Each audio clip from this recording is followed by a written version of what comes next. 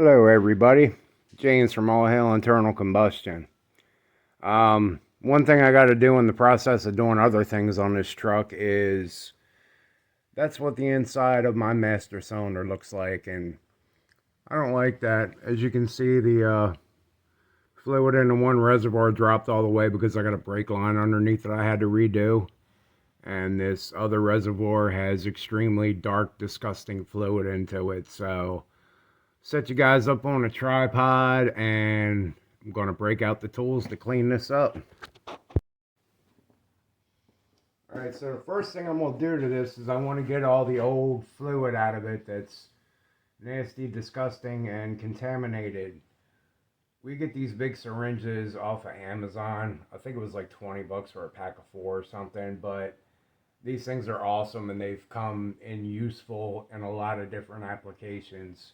And they seem to hold up for a pretty long time.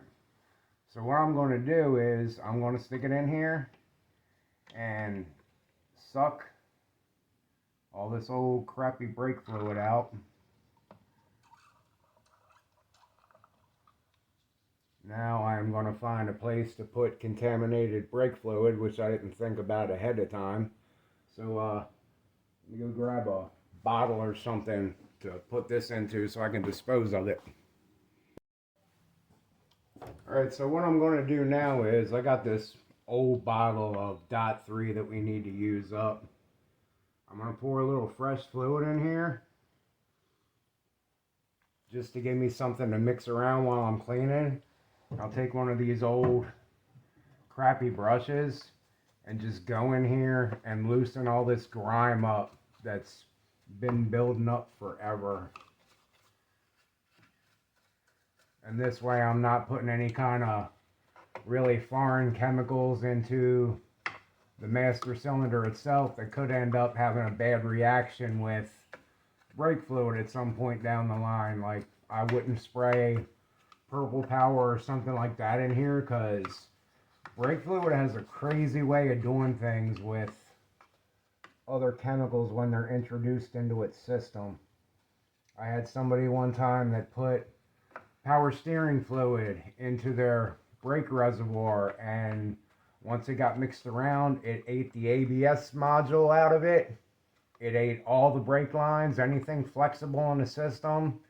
I had to replace probably about $1,000 on this thing. It was Olds Bravada back in the day, but bet you the owner never did that again. So what I'm going to do is I'm going to go ahead and take the syringe and suck this out again and try and get as much of this dirty, contaminated fluid out as I can, because I don't want that going into the new brake lines.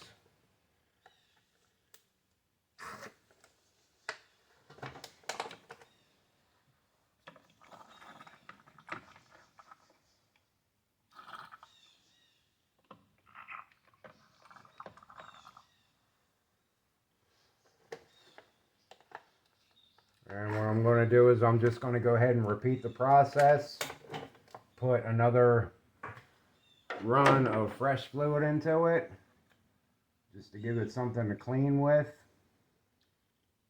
Man, this brake fluid don't even look right. It looks yellow. It's probably very, very, very old. And get my brush, do the same thing and try and get any of the fallout that came from the first batch of cleaning, which I can see quite a bit of it in there.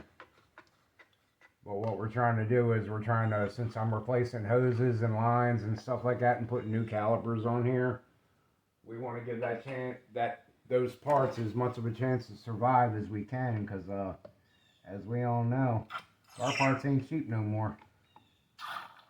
Not that they ever were, but they definitely are not cheap now.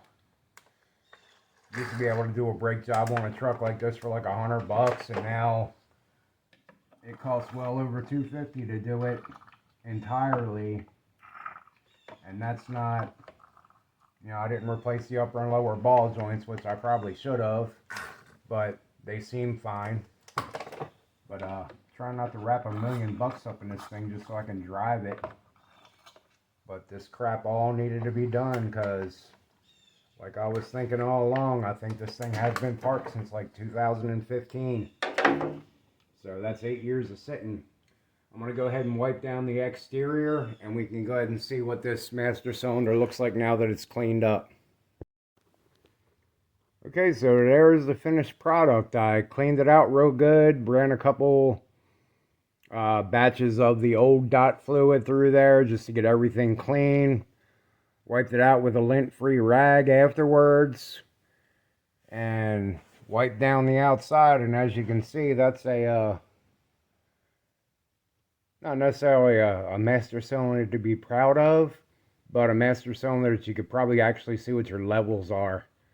So this is something y'all can take care of if you're doing a brake job or whatever. I would recommend doing this because a lot of people just put the brakes on and go, and sometimes you need some fresh fluid. You got to remember the older dot stuff is hygroscopic, so it does attract water, and if you're losing brake lines and stuff, it might be because there's water in your system.